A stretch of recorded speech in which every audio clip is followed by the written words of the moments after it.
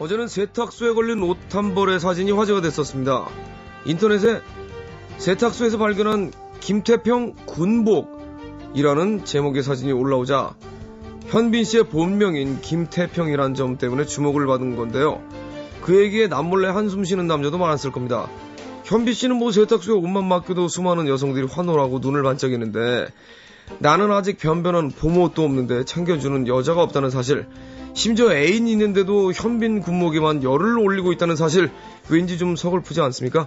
자, 그렇게 서글프고 섭섭한 마음은 뒤로 하고 이 시간에 냉정하게 여러분의 애정 전선을 체크해 보시죠. 하드보일드 연애 상담 코너 연애와 국제정치.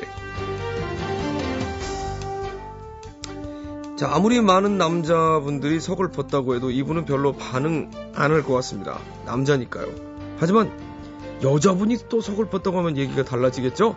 딴지일보 김어준 총수님 나오셨습니다. 안녕하십니까? 네, 안녕하십니까? 박수! 네, 박수. 오늘 제가 먼저 네. 선수 쳤습니다. 자동으로. 청취자분들이요. 네.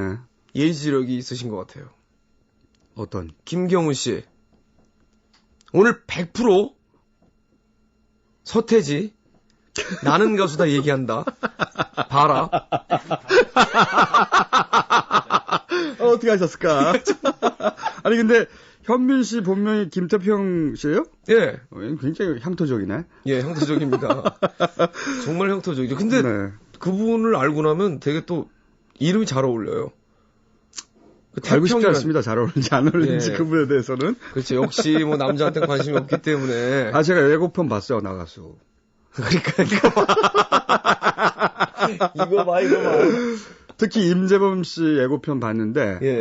제가 보니까 말이죠. 이분이 공중파에서 자리를 잡겠다는 강한 의지가 보여요.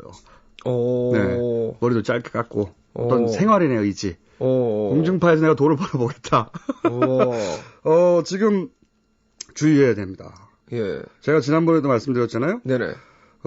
윤도현은 임재범을 주의해야 한다. 뭘 주의를 합니까? 남성적인 어떤 불안당의 이미지, 임재범 씨. 원래는 윤도현 씨가 남성성, 예. 이 마켓 쉐어를 다 가지고 있었거든요. 네. 그거를 다 먹고 있던 시장을 파고들고 있다. 저는 남성성 그렇게 있다고 생각 안 하는데요. 저는. 거기서, 소녀 감성인데. 물론입니다. 예. 그러니까 소년 같은, 네. 도회적인 이미지, 그리고 세련된 이미지, 예. 이런 거였어요. 거기서 이제, 경쟁자가 없었거든요. 그래서 예. 남성성 전부를 다 먹고 있었는데 갑자기 불안당이 나타난 거야. 거친 남자가 나타난 거죠. 예. 거기서 그 남성성 쉐어를 싹 먹고 있어요. 근데 저는 진짜 보면서요. 제가 뭐 말씀드릴 수 없는 부분이긴 합니다만은 그냥 뭐 제 느낌은 정말 이 현장에 포함되어 있다라는 게 정말 너무 행복하더라고요. 긴장감 속에서도. 이번에 노래했을 때 말이죠. 네네. 제가 보기엔 임재범 씨한테 당했다. 그런 결론 나온다고 봅니다. 1등 못해. 전 1등을 뭐 바라본 적이 없습니다. 1등 못하고요. 등수가 좀 낮을 수도 있다. 네. 자, 여기까지. 예. 그래서 결론은 역시 옷을 잘 입어야 돼. 임재범 씨 옷 못 입거든요. 그리고 춤을 춰야 돼요. 윤도현은. 길게 춤 안 되면 짧게. 개다리 춤 그거. 그거 좋아요.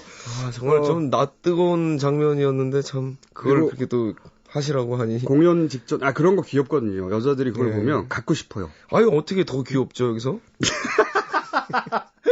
시끄럽고요. 어쨌든 공연 직전에 네. 임재범의 음료수에 설사약을 투입하라. 무슨 말씀이십니까 진짜. 어쨌든 윤도현은 안 떨어지나? 예. 위기는 왔어요. 네네. 위기는 왔고 임재범 덕분에 그 이미지가 강해가지고 남성성 쉐어를 먹는 바람에 윤도현의 순위가 떨어질 수 있어요. 근데 이게 서로에게 어떤 경쟁이 있고 위기가 왔다는 것 자체가 굉장히 보는 사람들이 흥미로워할 것 같아요. 물론이죠. 예. 저 같아도. 그렇지만 보는 사람만 흥미롭고요. 윤도현 떨어지면 무슨 소리냐. 자신이 떨어지면. 그렇죠. 그렇기 때문에 코디를 보강하고 그리고 강력한 설사제를 준비하라. 그리고 춤을 추셔야 돼요. 제가 춤추는 사람이 아닌데 어떻게 춤을 춥니까? 그러니까 처음부터 끝까지 춤을 추면 안 되고요. 짧게. 임팩트 있게. 그것도 좀 의도하면 이상하게 될 것 같은데 좀 참고하겠습니다. 네, 고맙습니다. 제 말이 맞아요. 큰 관심. 네. 제 말이 맞고 이번에는 자문위원으로 오셔야 될 것 같아요. 순위 낮아요 이번에는. 장담하는데. 네. 아이고. 그리고 오늘 예측하신 대로 사연으로 들어가기 전에 지난주 초대형 사건이 났잖아요. 이거 봐요. 이거 봐. 얘기 안 하실 수가 없다니까. 이 서태지 씨, 이지아 씨 건 이야기를 좀 해볼까 하는데, 근데 이건 제가 이제 연예인 이슈로 다루려고 하는 게 아니라, 그걸 보다 보니까, 어떤 연애에 대한, 또 인생에 대한 교훈이 있다. 그런 생각이 들었어요. 그래서 하나의 사연처럼 얘기를 좀 하고 싶은 부분이 있는데, 윤돈 씨는 동갑으로. 동갑이죠? 동갑이죠. 네. 그리고 또 같은 가수로. 이 사건을 어떻게 생각하십니까? 솔직히 말씀드리면은, 지금 되게 힘드시겠다라는 생각이 인간적으로 먼저 들었어요. 저도 그런 생각이 들었어요, 사실은. 왜냐면. 안쓰럽다. 그동안에 숨겨왔던 것도 보통 일이 아니고 힘들었을 텐데, 지금 얼마나 더 압박이 심할까. 굉장히 안전한 발언이었고요.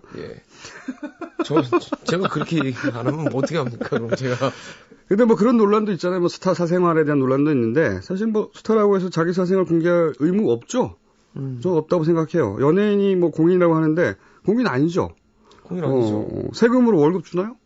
그리고 뭐, 반상회에서 돌아가면서 시청해 주나요? 아니잖아요. 유명한 게 공인이 아니다.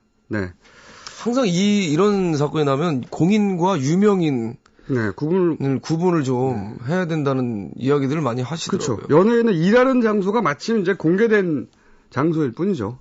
공인은 아닌데 그러니까 결혼을 공개할 건지 말 건지는 뭐 순전히 본인의 결혼관 다른 문제죠. 누구도 그거를 발표해라 마라 뭐 이럴 수는 없다고 봐요. 여기까지 저는 너무나 당연하다. 그렇게 생각이 드는데 근데 이제 그런데 말이죠. 가장 가까운 이제 친구, 지인, 뭐, 그런 분들 있지 않습니까? 친척 김종수 씨, 뭐, 양현석 씨, 신해철 씨. 이런 분들한테도 십몇 년간 비밀로 했다. 이 대목부터는 좀, 다른 차원의 문제다. 그런 생각이 들어요. 그분들이 팬클럽은 아니잖아요. 그렇죠. 그러니까 스타의 사생활, 이런 차원은 전 아니라고 봅니다. 그 대목에서는. 뭐 어떤 분들은 이제 서태지도 사람이었다. 이렇게 변호도 하고 그러시는데, 서태지 씨도 사람이 아니라, 서태지 씨는 당연히 사람이죠. 당연히. 서태지도 무대 위에서 서태지인 거지, 무대에서 내려오면 정현칠 씨죠. 정현칠 씨. 그렇죠. 그리고 또 어떤 사람은 뭐 사생활 노출해서 상품화하는 연예인이 있는데, 서태지 씨는 결혼을 완전히 숨긴 것은 가수의 삶과 개인의 삶을 철저히 구분한 거다. 이렇게 또 평가해 주셨는데, 좀 다르게 봅니다. 사생활을 노출해서 상품화하는 연예인도 있고, 서태지 씨는 사생활을 은폐한 그 신비주의가 상품인 거죠. 그렇죠. 그러니까. 케이스가 다른 거죠. 케이스가 좀 다른 거죠. 그러니까 상품화하지 않았다라고 이렇게 할 건 아닌 것 같고, 그리고 그러면서 이제 가수와 개인을 분리했다라고 하시는데, 저는 이 대목에서 좀 정반대로 봅니다. 여기서 이제 안타까운 부분이 있는 건데, 서태지 씨의 경우는 스타 서태지와 자연인 정현철의 삶을 분리하지 못했다고 저는 생각이 들어요. 오히려? 그래서 자연인 정현철의 삶도 스타 서태지의 삶으로 살아버린 게 아닌가. 만약에 자연인이라면 당연히 주변의 지인들하고 나눌 수 있는 굉장히 사적인 결혼 같은 인생의 일부 이런 것도 함께 나누지 못한 것은 사실은 스타의 사생활하고 상관이 없고 사실은 스타 서태지로 결혼까지 해버린 거다. 저는 그런 생각이 들어요. 그러니까 일상생활도 무대에서 안 내려온 채 영위해버린 거다. 자연인 정현철로 결혼해야 하는데, 여기서 저는 대단히 안타깝다는 생각이 드는 겁니다. 인간적으로. 그렇죠. 인간적으로. 제가 그 얘기 드린 거잖아요. 그러니까요. 그 자신이 만든 이미지에 스스로 갇힌 면이 있는 거죠. 굉장히 안타깝죠. 왜냐하면 사실 사람은 어떤 사람도 사람 이상이 될 수 없는 거거든요. 예. 서태지 씨라고 해도 마찬가지예요. 예. 사람은 그냥 사람이죠. 밥 먹고 똥 싸고. 예. 그럼 무대에서 내려오면 그냥 사람처럼 살았어야 하는 건데. 네. 생각해보면 너무 어릴 때. 난 알아요. 이거 20살이거든요. 네. 예. 너무 어릴 때 너무 수많은 사람들의 관심을 받다 그렇죠. 보니까. 그거 다 이해 가시죠? 예, 이해 가죠. 너무 어릴 변할 때 수밖에 없는 거죠. 너무 거대한 명성에. 예. 그 너무 큰 이미지에 스스로 이제 갇히는 바람에 20년이 지나도록 완전히 벗어나지를 못하게 된 거죠. 이거는 인간적으로 참 애처롭고 안타깝고, 사실 20살의 인생을 다 알 수는 없잖아요. 지금 서승현 씨가 청취자. 요즘 언론이 하고 있는 행태를 보면 왜 숨겼는지 이해가 갑니다. 반응이 너무 격렬해서요. 그러니까 저는 언론에 숨긴 건 너무 그 당사자의 선택이기 때문에 왈가왈부할 수 없다. 네. 그런데 가장 가까운 친구나 지인들, 어릴 때부터 알았던 이런 분들에게조차 비밀로 했다는 것은 그것은 스타의 사생활하고 상관없이 사실은 서태지 씨가 무대에서 내려오지 못했다. 그 상태로 그냥 결혼까지 해버리고 그래서 가장 가까운 사람들한테도 숨길 수밖에 없었다. 사실 저도 그런 게 있거든요. 저 정말 가장 가까운 사람인데 솔직히 저 횡성하러 먹으러 가면서 라면 먹으러 간다고 제가. 쓸데없는 얘기 하지 마시고요. 속이고 막 제가. 저도. 네, 홍군형을 내기 전에 쓸데없는 얘기 하지 마시고요. 쫓아올까봐요. 쫓아오면 그거 거들럽시다, 진짜. 네. 그거는 말이죠. 전문 용어로 쪼잔한 거고요. 그렇습니까? 죄송합니다. 어쨌든 간에 많은 분들이 충격에 빠지고 안타까운 사건으로 이렇게 지금 남아있는데, 뭐 어쩌겠습니까? 저희가 할 수 있는 게 뭐 아무것도 없죠. 없잖아요. 네. 그냥. 그리고 한 가지만 더 말씀드리자면, 뭐. 딱 한 가지 말씀 더 드리자면, 이지아 씨가 정우성 씨에게 사과하라 이런 말도 있던데, 참 주제넘은 요구라고 봐요. 왜냐면은, 언제, 자신의 연인에게 고백할지는 그 사람이 선택할 문제입니다. 네. 왜 빨리 안 했냐? 이렇게 말할 수 없는 거예요, 절대로. 그런데 그 타이밍을 이지아 씨가 선택하기 전에 그 기회를 이지아 씨로부터 뺏어간 숨겨진 어떤 제보. 네. 혹은 누군지 모르겠는데. 예. 참 희한하게도 전혀 지금까지 누군지 밝혀지지 않고 있는데. 바로 그 사람을 찾아서 그놈이 왜 그랬는지 묻고. 네. 의도가 뭔지. 네. 그거 다 알게 되지 않을까요, 나중에? 아니죠. 지금까지 굉장히 이 사건에서 가장 이상한 부분은 그거예요. 사실은 이 정도 어떤 큰 특종이 나면 원래 언론의 속성이란 건 제가 또 언론에 있어 알지 않습니까? 자랑을 합니다. 우리는 이렇게 대박을 터뜨렸다. 기사가 줄줄줄 나오게 돼 있어요. 근데 안 나오잖아. 그래서 저는 만약에 누군가를 비난하거나 또는 사과를 받아야 한다면 이지아 씨의 그 고백의 타이밍을 강제로 뺏어버린 어떤 의도인지 모르겠는데 무슨 음모가 있는지 모르겠는데 그 사람을 찾아내는 게 이 사건의 중요한 한 축인데 그 얘기가 없다. 왜 엉뚱한 사람들한테만 사과하라느니 말하느니 이런 얘기만 하고 있느냐. 네. 그 얘기를 꼭 하고 싶습니다. 네. 그렇습니다. 하여튼 이게 그래서 결론이 뭐냐. 관심을 많이 갖다 보니까 참. 네. 결론이 뭐냐. 두 가지 교훈이 저는 있다고 생각해요. 이 사건에서. 우리 일반인들이. 네, 교훈입니까? 네, 교훈이죠. 네, 교훈은 좋죠. 네, 교훈. 결혼을 너무 일찍 하면 안 된다. 인생을 아직 제대로 알기 전에 23,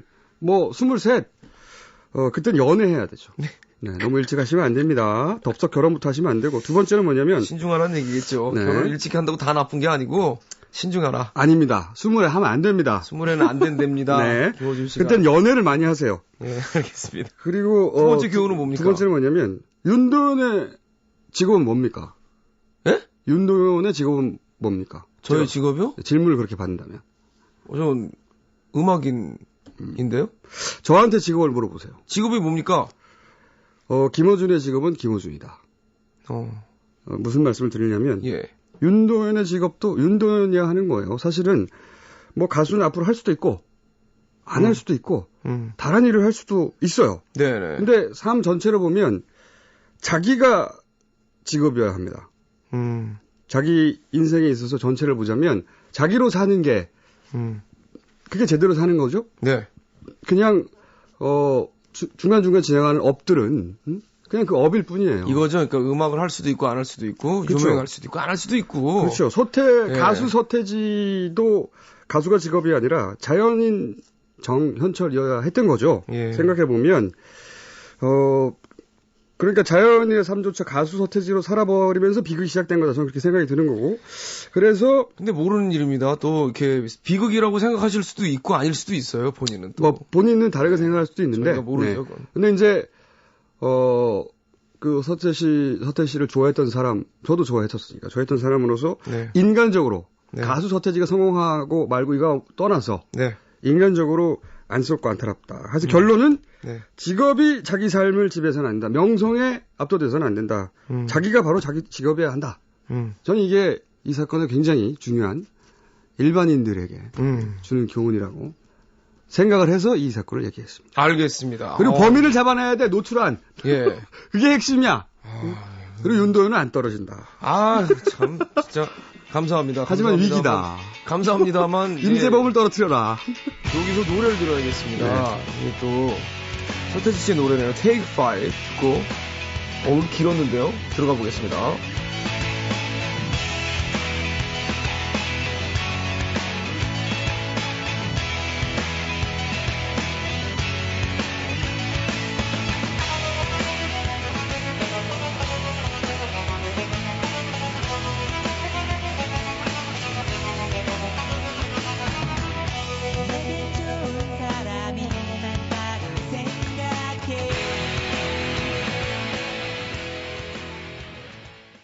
NBC FM for you.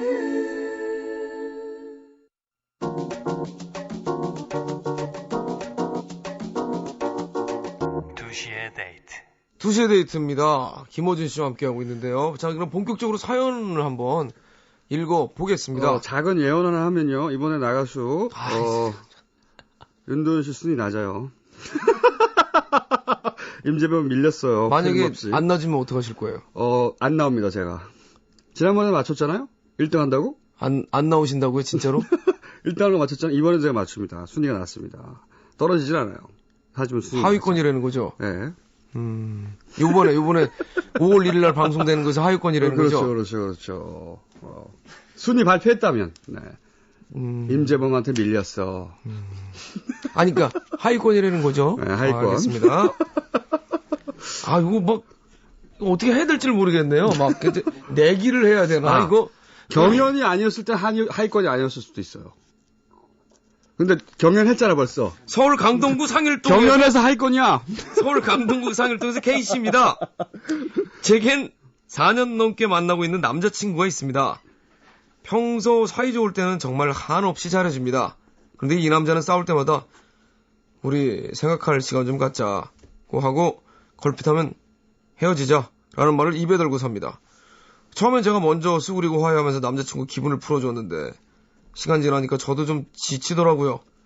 싸울 때 저런 행동과 말이 이 남자의 본심이었던 건가 싶기도 하고 제가 억지로 붙잡고 있는 거 아닌가 이런 생각 들기도 하고 그런데 2주 전에 사소한 문제로 다투다가 이 남자가 또다시 생각할 시간을 갖자는 거예요. 한 2주 정도 시간 갖고 연락 없으면 정리하자고요. 저는 알겠다고 하고 전화하고 싶은 마음을 애써 참으면서 지내고 있었습니다. 그런데 일주일 만에 연락이 와가지고 다시 잘 지내보자는 식인데요. 늘 이런 식입니다. 먼저 헤어지자 생각할 시간 갖자고 하면서 또 먼저 연락해서 잘 지내자고 하는 이 남자. 이 남자의 마음은 대체 뭔가요? 저를 사랑하긴 하는지 자기 갖긴 싫고 남주긴 아까운 그런 존재가 된 건지 참 궁금하네요. 솔직한 조언 해주세요. 언제나 그렇듯이 너무 솔직하셔서 탈이지 그렇죠. 네. 가식이 없어서 탈이에요. 그러니까요. 사연이 이런 거잖아요. 다투면 남친이 걸핏하면 네. 헤어지자고 한다. 그래서 몇 번은 이제 굽히고 들어갔는데 이젠 좀 지쳐서 정말로 생각할 시간을 갖자. 그리고 네. 또 자기가 먼저 연락한다. 네. 매번. 이 남자가 정말 헤어지고 싶은 거냐, 내가 억지로 붙잡고 있는 거냐, 날 사랑하긴 하는 거냐, 네. 이런 고민을 하시는 거잖아요. 네. 일단 답부터 말씀드리면 아니요. 아니요랍니다. 네, 아니요. 헤어지고 네. 싶은 거 아니고요. 억지로 네. 붙잡고 싶은 거 아니고요. 네. 결론부터 먼저 얘기하면은 붙잡고 있는 건 여자가 아니고 남자죠. 남자입니다. 이제 왜냐? 지금부터 설명을 하자면 네네네. 우선 이거는 협박이에요. 협박이요? 네, 남자가 협박하는 겁니다. 뭐냐면 정말 헤어지고 싶어서가 아니라 네. 이별에 대한 공포, 무서움 이거를 이용해서 상대보다 심리적 우위에 치려고 그래서 협박을 하는 거죠. 예를 들어서 삐지는 거 이런 거 협박이에요. 네. 네?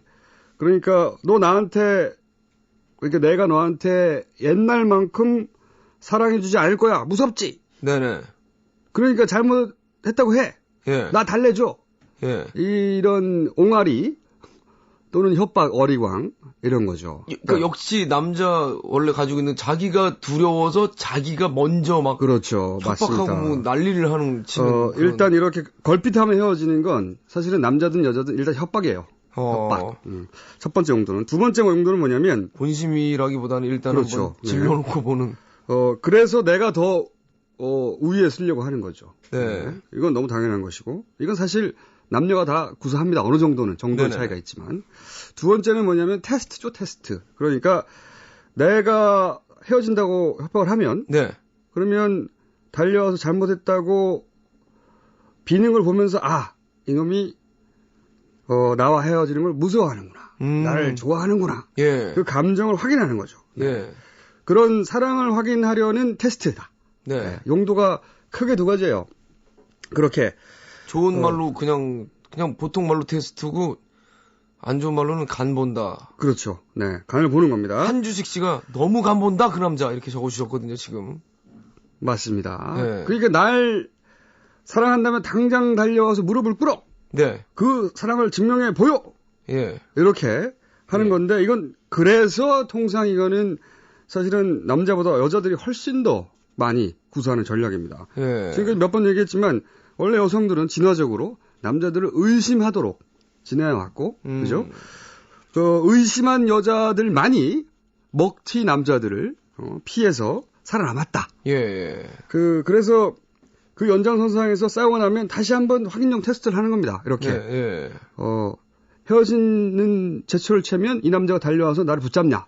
이걸 보고 싶은 거죠. 네, 그렇게 확인하려고 하는 거죠. 징징대는 건가요? 네. 뭐, 여자. 송아람 씨가 징징대는 거죠, 뭐. 이렇게 적어주셨어요. 뭐, 그것도 맞습니다. 그렇게 네. 표현할 수도 있어요. 그러니까 크게 협박과 테스트. 이게, 싸울 때 진짜 헤어질 생각 없으면서도 자꾸 헤어지자고 하는 때 이유입니다, 기본적으로. 네. 근데, 이걸 남자가 지금 구사하고 있어요, 남자가. 원래 여자분들이 이거 많이 하시는.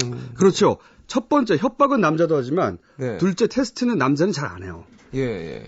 이거는 그 여성의 그 진화적 본성에 들어있는 어떤 경향이지, 네. 남자는 이런 거 안 합니다, 잘. 그렇죠. 그런데 이걸 남자가 구사하고 있다. 일단, 이분에게 못난 새끼. 라고 온갖 비난을 퍼부어드리겠고요. 에이, 됐다, 못난 새끼. 네. 남자가 그러는 건 사랑을 확인하고 테스트하려는 목적이 아니에요.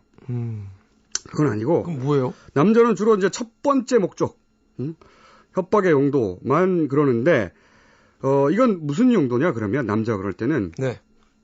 이거는 뭐냐면, 상대방을 내가 원하는 대로 조정하고, 컨트롤하려고 하는 겁니다. 남자가 그러는 건, 그러니까, 너, 내 말 안 듣면 나 떠난다, 무섭지. 그러니까 말 잘 들어. 무지하게 치사한 거죠. 이 시간만 되면요, 남자들은 다 이렇게 못난이가 되고, 못나아져요, 정말로. 무지하게 치사하다. 못나집니다. 이거는 굉장히 유치한 어리광이기도 하고, 네. 엄마한테 떼쓰는 거하고 똑같아요. 저거 사달라고 해도 엄마가 안 사주면 퍼질러서 우는 거하고 완전히 똑같은 정신 연령이다. 정신적으로 어른이 된 남자는 이런 짓을 안 합니다. 쪽팔리거든요, 자기가. 네, 창피하다. 전문 용어가 아니지만, 이 단어 이상, 이 상황을 적절하게 표현할 게 없어요. 네. 부끄러워서 못하게 돼 있어요. 어른이 되면 이 짓은 네. 어릴 때는 하는 거지. 다 크고 나서 엄마한테 뗐습니까? 울면서 안 하죠. 안 그러죠. 네. 그리고 또 이거 그냥 여자분이 그냥 확 헤어져 버리면 어떻게 될까요? 퍼질러서 울죠. 아, 울면서 또 다시 막 그러나? 퍼질러서 울고 바로 다른 여자 찾아갑니다. 네, 제가 장담하는데. 자기 자존감도 대단히 허약한 남자예요. 자기가 허약하니까 네. 먼저 선수를 치는 거예요. 네. 자기를 먼저 보호하느라고 먼저 떠난다고 해버리는 거죠. 그래 놓고 눈치를 봐요. 네. 언제쯤 잘못했다고 전화가 오나. 언제쯤 나한테 와서 빌려나. 이거를 계속 기다려요. 자기가 우회에 서고 싶어서. 그렇죠. 그리고 상대방을 내 마음대로 컨트롤하려고, 조종하려고, 애타게 만들어가지고. 아니, 그렇게. 그리고 나서 먼저 전화가 오면 의기양양합니다. 근데 전화가 안 오잖아요? 네. 안달복달해요, 혼자. 안달복달하다가 자기가 먼저 전화하는 거예요. 예. 여자는 정말 시간을 갖자고 했으니까 시간을 가지려고 하는 거거든요. 예. 근데 이 남자는 진심이 아니기 때문에 테스터 협박이었는데, 협박이 잘 안 먹힌다. 예. 진심이 아니기 때문에 안달복달 하는 거예요. 그러다가 아닌 척하면서 먼저 전화를 하는 겁니다. 이게 연애할 때 필요하니까 이렇게 다 하시겠죠? 그러니까 상대방을, 그러니까 자존감도 약하고, 자기 스스로 먼저 무섭고, 네. 자기 자존심이 더 중요하고, 네. 그렇기 때문에 이렇게 때를 쓰는 거예요. 그리고 전화가 생각보다 오래 걸린다. 잘 안 온다. 예. 자기가 불안해서 먼저 전화하고. 정말 헤어질 생각이 있었다면 왜 그럽니까? 안 그러죠. 네. 혹시나 자기가 너무 오래 버텨서 진짜로 떠나버릴까봐. 네네. 진짜로 떠나버릴까봐 전화를 하는 것이다. 전화를 하는 것은. 약한 남자의 모습이네요. 네. 대단히 치사하고 나쁜 시키. 예. 졸렬하다. 그러니까 이 남자는 헤어지고 싶은 게 아니다. 그래서 아니라고 말하는 거예요. 그러니까 정말로 이별을 두려워하는 건 습관적으로 이별을 통보하는 남자 쪽이다 이거예요. 붙잡고 싶은 쪽은 오히려 남자다. 네. 뒷번호 0896번님이 나도 사연의 남자처럼 헤어지자고 자주 하는 편인데 어떻게 그렇게 잘 알죠? 당신 누구야? 들켰어 당신. 들켰어 당신. 예. 그러니까 이런 남자들이 잘해줄 수도 있고 뭐 다른 좋은 면도 있을 수도 있지만 네. 전 이런 남자들 이렇게 부릅니다. 네. 시시한 쪼다. 좀 이런 경우 어떻게 대응해야 되느냐 이런 문제가 남잖아요. 네. 여자분이 이렇게 한번 해보세요. 어떻게? 그동안 정말로 내가 사랑해서 네. 참고 그리고 헤어지는 게 두려워서 언제나 기다려왔고 네. 그랬는데 이제는 더 이상 지쳐서 못 참겠다. 그래서 지금부터 앞으로 단 한 번이라도 더 헤어지자는 말을 하면 진짜 헤어진다. 나는 뒤도 돌아보지 않고 헤어질 것이고 전화번호도 받을 것이고 절대 연락도 하지 말고 다시는 안 만날 것이다. 대단히 단호하게 얘기하세요. 이 방법을 좀 써봐라. 그렇게 단호하게 얘기하면 안 합니다. 정색을 하고, 그러니까 투정하고 이게 아니고요. 정색을 하고 예. 대단히 비장하게, 네. 담담하게 네네.